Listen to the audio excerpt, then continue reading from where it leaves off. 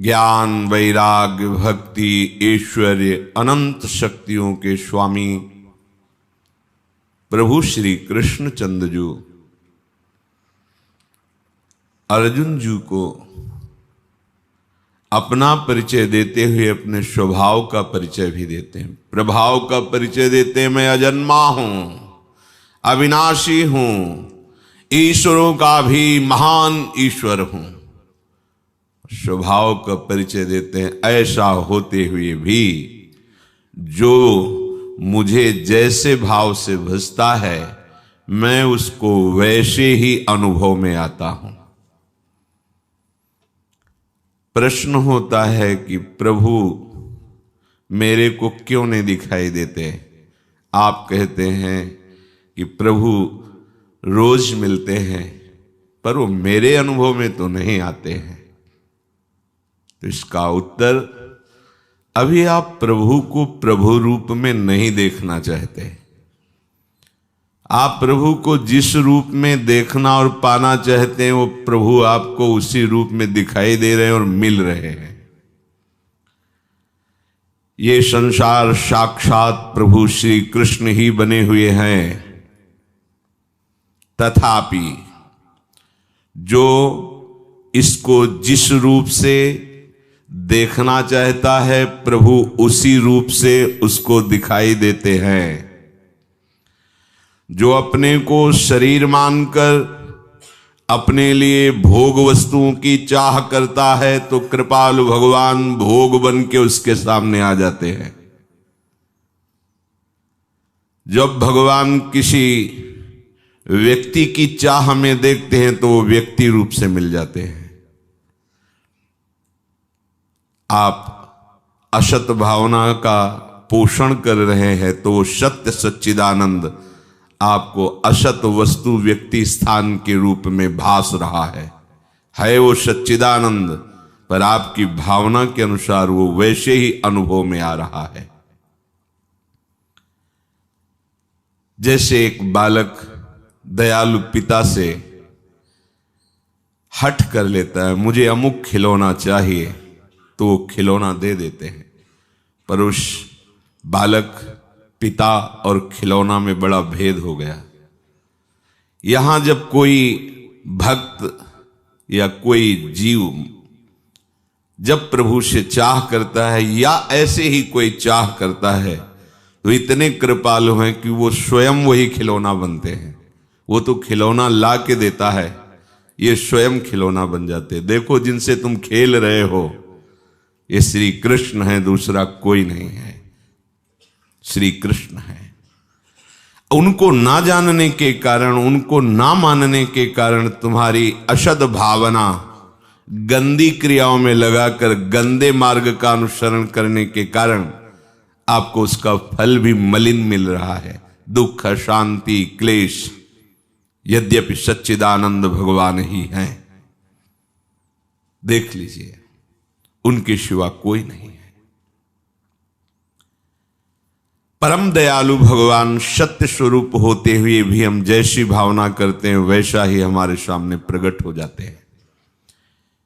यदि भगवत भावना जो सत्य है वो जागृत हो जाए तो कहीं भी तुम्हारी किंचित मात्र मलिनता की वृत्ति नहीं रह जाएगी। जब अमृत प्रकट हुआ तो उस अमृत को पाने के लिए देवता और दैत्य सब लालायित हुए। दैत्य असहनशीलता, असंतोष, लोलुपता आदि दुर्गुणों से युक्त स्वभाव वाले थे। वो इंतजार नहीं किया कि इसका ठीक से वितरण किया जाएगा, क्योंकि दोनों ने मेहनत बराबर की है। उन्होंने छीन कर कलश और भागे हो, क्योंकि उनमें धैर्य नहीं है, लोलुपता बढ़ी हुई है। भगवान ने उसी अमृत को छीनने के लिए मोहिनी रूप धारण किया। ऐसा सुंदर रूप कि जो देखे सो लुभायमान हो जाए, भगवान ही है। आगे से जाकर मंद मुस्कुराते हुए तिरछी चितवन से जे ही दैत्यों की तरफ देखा तो उनको अनुभव में आया कि अमृत से भी मीठी मुस्कान इस सुंदरी की है। अमृत क्या है इसके आगे। समीप पहुंचे, एक बूंद भी अमृत अभी किसी ने नहीं पिया था। भगवान और मुस्कुराकर, ऐसा मानो भगवान उन सब पर रीझ रहे हैं। मोहिनी भगवान ने कहा, हमें लगता है तुम किसी समस्या में फंसे हुए हो। हाँ, हम दोनों भाई हैं, देवता और दैत्य, दोनों ने समुद्र मंथन किया, ये अमृत कलश मिला। हमें लगता है आप जैसा हमें चाहने वाला और कोई नहीं है, इसलिए आप ही इस अमृत कलश को लीजिए और बांट दीजिए। प्रभु ने कहा कि देखो, हमारे रूप पर मत जाइए। ये जो हमारा रूप है ये जरूर आकर्षित करता है, पर इस आकर्षण में फंसने पर भगवान ने जो शब्दों का प्रयोग किया वो शब्द थोड़ा कड़ुआ है। उन्होंने कहा हम उल्टा हैं। मोहिनी भगवान ने, विश्वास नहीं करना चाहिए तुम लोगों को। मुस्कुरा दिया, और मुस्कुराहट से ही भगवान की माया का विस्तार होता है। भगवान क्या विनोद में भी असत्य बोलते हैं क्या? नहीं। यहां उल्टा क्यों कहा? उल्टा का तात्पर्य होता है एक की ना होकर बहुत की होना। तो भगवान को जो जैसे बचता है, भगवान सबको प्राप्त होते हैं। उनके विनोद में भी रहस्य है। अगर कोई भागवतिक दृष्टि नहीं रखता तो नहीं समझ पाएगा। भगवान की इस बात को समझ के कोई कह सकता है भगवान अपने को देखो बता रहे हैं ऐसे, उसका रहस्य है। उसमें जो भी प्रभु को बचता है, जैसे बचता है, उसको वैसे ही प्रभु प्राप्त होते हैं। इसलिए वो किसी एक के नहीं है, भगवान सबके हैं। और वो ये समझ नहीं पा रहे कि भगवान है। भगवान ने शब्दों के संबोधन में बताया भी कि आप हम पर विश्वास मत कीजिए, और मुस्कुरा दिया। वो भगवान को भगवान नहीं समझ रहे, इसलिए परिणाम उनके हाथ में नहीं लगा। उसी मोहिनी रूप को देवता देख रहे हैं। एक भी देवता के हृदय में बिल्कुल कोई भी विकार नहीं। यद्यपि वो कोई निर्विकार स्थिति वाले महात्मा नहीं, देवता चरित्र प्रसिद्ध, इतिहास साक्षी है उनके, पर वो भगवान को भगवान जान रहे कि मेरे परम प्रिय प्रभु, मेरी सामर्थ्य तो नहीं कि इन दैत्यों से अमृत इस समय छीन सके। तो उस अमृत को पिलाने के लिए प्रभु ने रूप धारण किया। इसलिए वो बिल्कुल कोई आकर्षण इस कोटि का नहीं जैसा दैत्यों के हृदय में मलिन आकर्षण नहीं। मेरे प्रभु हैं। बस हम यही बताना चाहते हैं इस प्रसंग से कि दैत्य भी मोहिनी स्वरूप को देख रहे हैं और देवता भी देख रहे हैं, और एक भी देवता मोहित नहीं हुआ।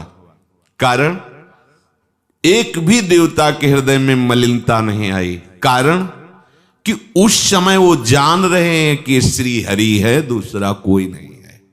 और दैत्य ये जान रहे हैं कि सुंदरी हम लोगों के बल विक्रम पर आकर्षित होकर के न्यौछावर हो रही है।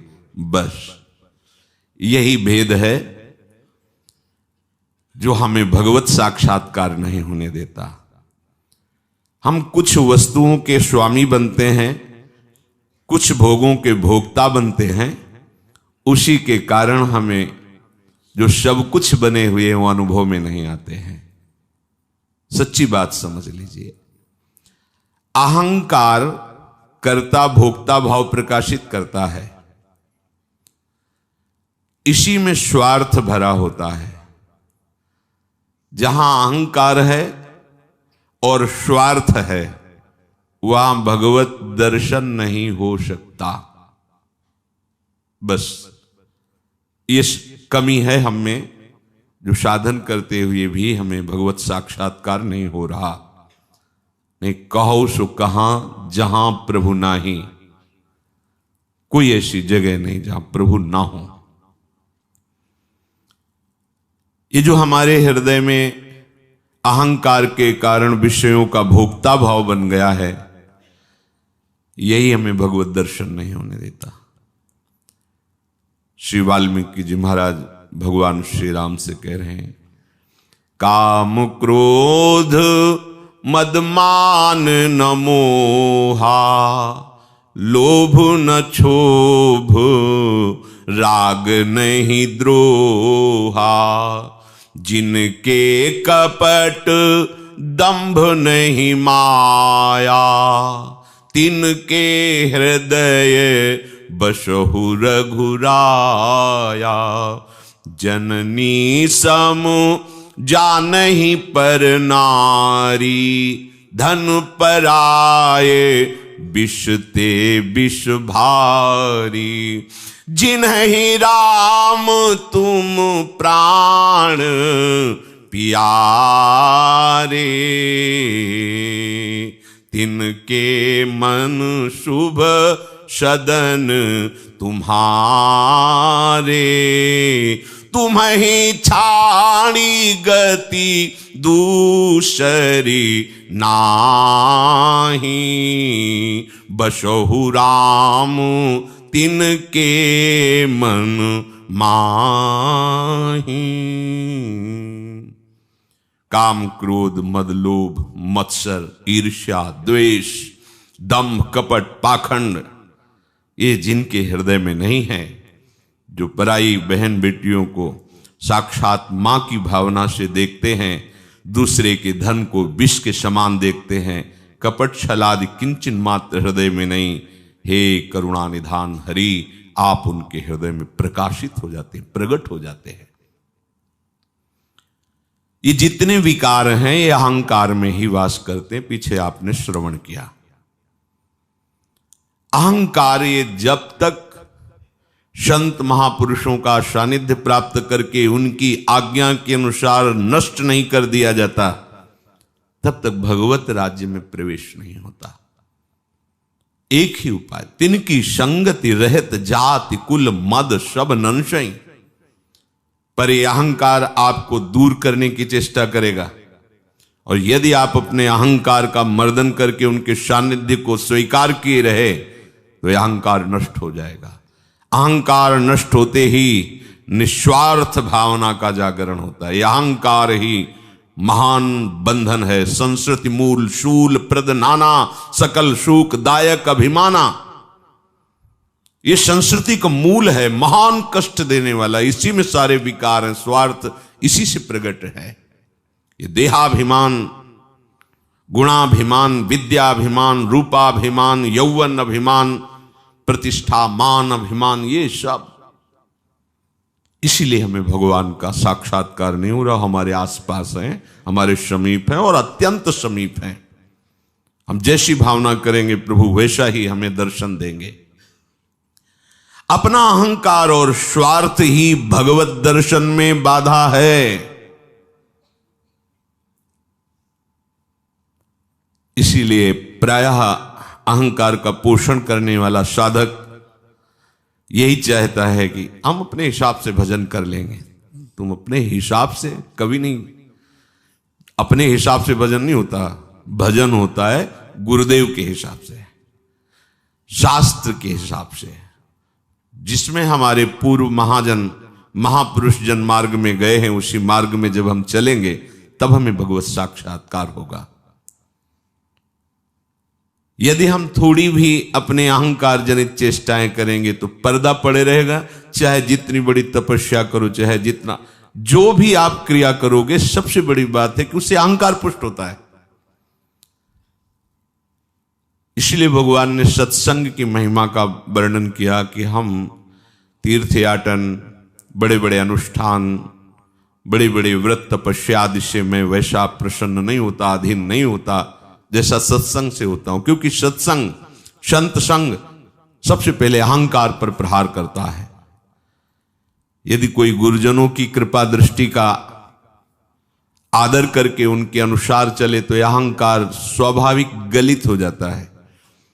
जैसे जैसे ताप लगता है वैसे वैसे बर्फ गलित होती चली जाती है। ऐसे ही अहंकार जैसे जैसे प्रेम का ताप लगता है द्रवित हो जाता है। वही अहंकार जो शरीर को लेकर के था, भोगों में भोक्ता भाव था, वही श्री जी के चरणों में दासता के भाव में परिणित हो जाता है।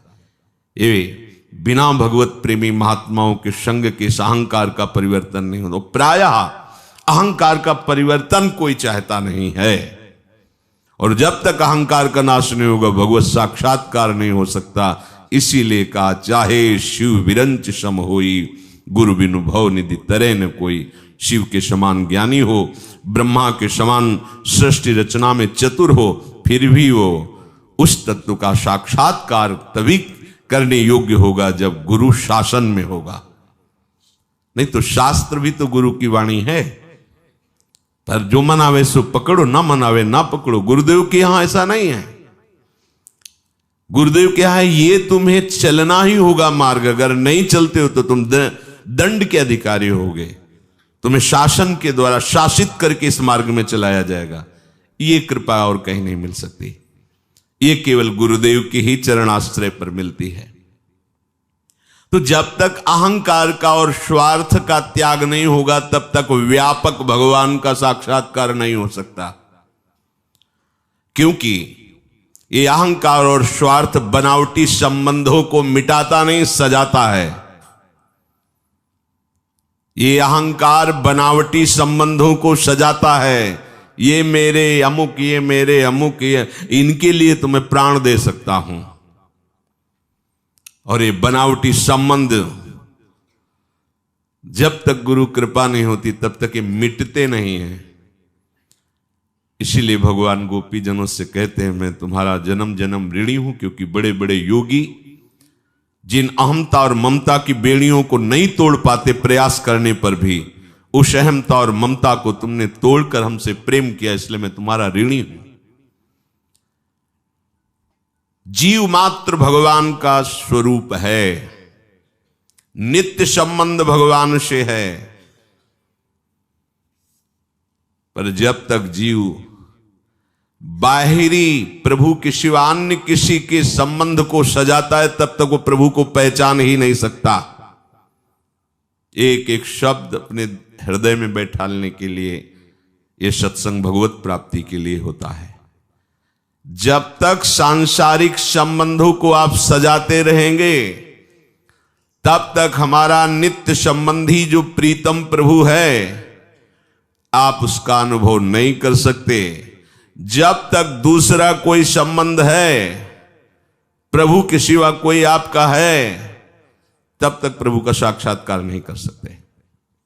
प्रश्न होता है कि भगवान का भजन करते हैं, मिलते क्यों नहीं? देख लीजिए, इसको मिटाइए जो आपने माना हुआ संबंध सजा के रखा है। ये बंधन दो ओर से होता है। एक तो वो जो प्रभु के साथ अपने नित्य संबंध को नहीं स्वीकार किया। हमारा प्रभु के साथ नित्य संबंध, बिल्कुल सगे हमारे प्रभु हैं, सच्ची माने बिल्कुल सगे हैं, हम उन्हीं के बच्चे हैं, उन्हीं के अंश हैं। जैसे पिता ही पुत्र के रूप में प्रकाशित हो रहा है, ऐसा कहा जा आत्मश, ऐसे ही हमारे पिता हैं प्रभु। भाव संबंध से प्रेम रस का रसास्वादन किसी भी भाव से लिया जाए, पर सबके जनक भगवान ही हैं, सबके पिता हैं। इसीलिए उनसे चाहे तुम्हें माता च पिता तुम्हें, तुम्हें बंधुश्च सखा तुम्हें, तुम्हें विद्या द्रविणं तुम्हें सर्वम मम देव देव। जो चाहो भाव कर लो, पर हैं सबके पिता ही, सबके जनक हैं। इनको स्वीकार ना करने से हमारी सारी की सारी दुर्गति है। जो प्रभु के साथ अपना नित्य संबंध है उसको ना स्वीकार किया। देखो, प्रभु के प्रति हमारा भाव कहां बनता है ऐसा कि प्रभु मेरे हैं, अपने हैं। ये शरीर अभी कुछ वर्ष पहले मिला है, 50 वर्ष पहले। इसके पहले इस शरीर की सत्ता नहीं थी, सत्ता ही नहीं थी, और कुछ समय में नष्ट हो जाएगा। इसको तो इतनी जोर से अपना मान लिया कि अपनी स्वरूप ही मान लिया, आत्मा ही मान लिया इसे। और जो अनंत काल से हमारे हैं, अब भी हैं, आगे भी रहेंगे, उनको हम स्वीकार ही नहीं कर रहे। पहली गलती, प्रभु को अपना ना मानने से ये सारी की सारी त्रुटियां हैं।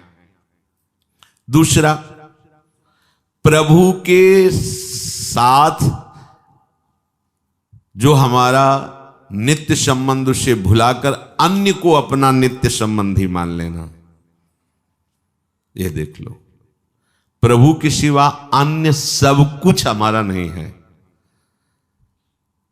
स्थूल शरीर, सूक्ष्म शरीर, कारण शरीर, स्थूल शरीर के संबंधी विषय सामग्री मेरी नहीं, पर इसे इतनी जोर से मान लिया है।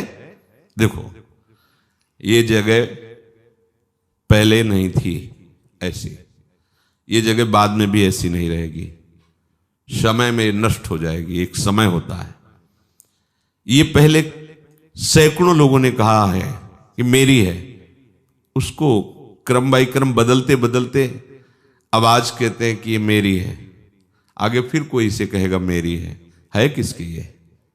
विचार करके देखो, अगर पीछे रजिस्ट्री जांच करते चले जाओ तो कितने लोगों ने इसको मेरी कहा, गर्व करते थे।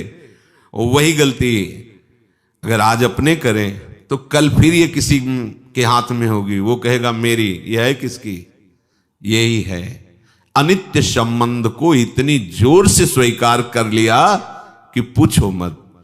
अब इसकी ईंट पर इतनी ममता है, कोई एक हथौड़ा मारेगा तो टूट पड़ेंगे। हमारी बिल्डिंग, हमारा शरीर, हमारे सगे संबंधी, और जो हमारे नित्य सगे संबंधी प्रभु हैं, बेपरवाह है। अगर भोग न लगाएं तो चलेगा? प्रश्न होते हैं। जब भगवान अपने तो नाम जप करना करें, भजन न करें तो चलेगा? चलेगा। ये बड़ा चतुर है। तो नरक जाओगे चलेगा? ये भी तो चलेगा ना। हाँ, तैयार हो, भजन नहीं। मतलब कैसी चतुरता है जीव की, प्रभु को अपना ना मानने के लिए कितने तर्क उपस्थित करता है ये, और संसार को ऐसा अपना माने। पूछो, प्रश्नकर्ता ये अंदर से जांच करके देखे कि वो कितनों को अपना माने हुए है, तो क्या केवल अपने मानने से काम चल गया क्या? उनके साथ व्यवहार भी वैसा ही होता है।